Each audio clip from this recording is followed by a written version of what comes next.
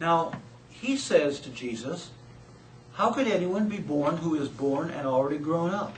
Well, that's a good question. So he isn't talking about a physical birth.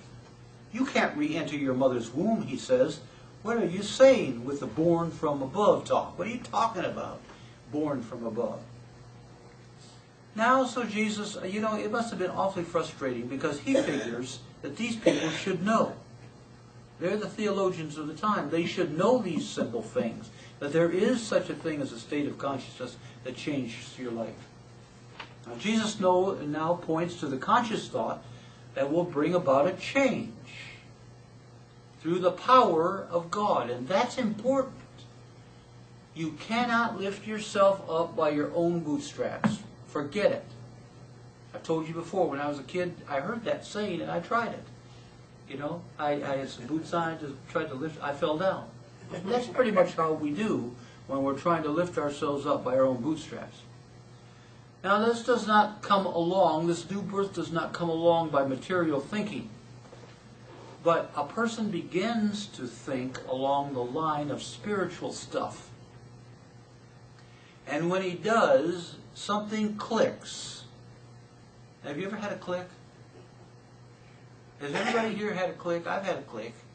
All of a sudden, I just understood it. I said, oh yeah, that's right, click. And I don't think I've ever been the same since I have a click. When I get a click, I'm not the same again because I understand. Somebody years and years ago said to me, oh, Divine Science is okay, but I like the Methodist Church, I'm going back there. And, Methodists are just wonderful people for all you out online.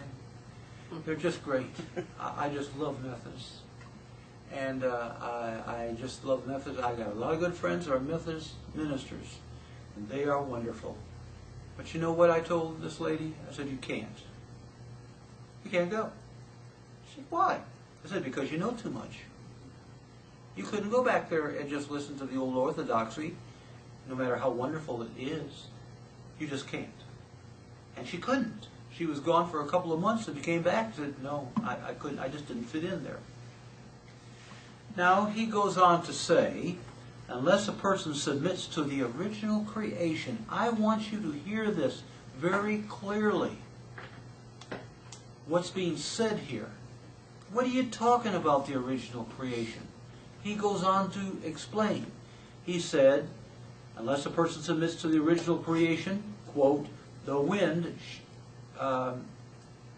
hovering over the water, creation. The Spirit of God doing something with your life. You ever just thought that you just needed a change in life? You said, I'm so sick of life as it is, I need a change. And then something just clicked in you, the Spirit of truth just popped up in you, and you had a change in life, a change in life. He says, the creation, the hovering over the water, that's from Genesis 1, when God begins to create. And God's always creating in us, always doing that. It's always moving over the water. Do you know what the water represents? In metaphysics, what does it mean? Spirit. Spirit? There's one more thing. Emotion. Feelings.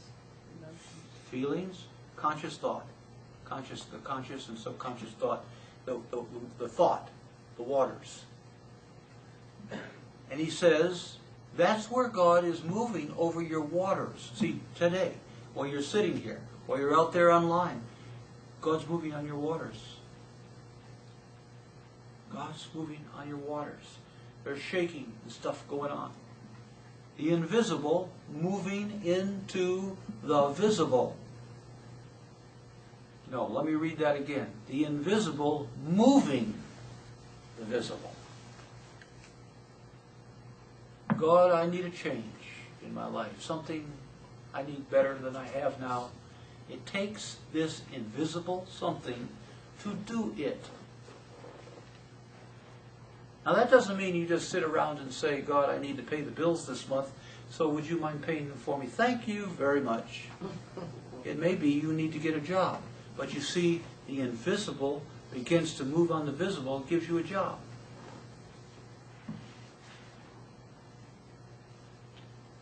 I have a relative that needed a job very badly. Couldn't seem to get one that was perfect. And so I treated that situation and said, now God, you in the invisible take care of this.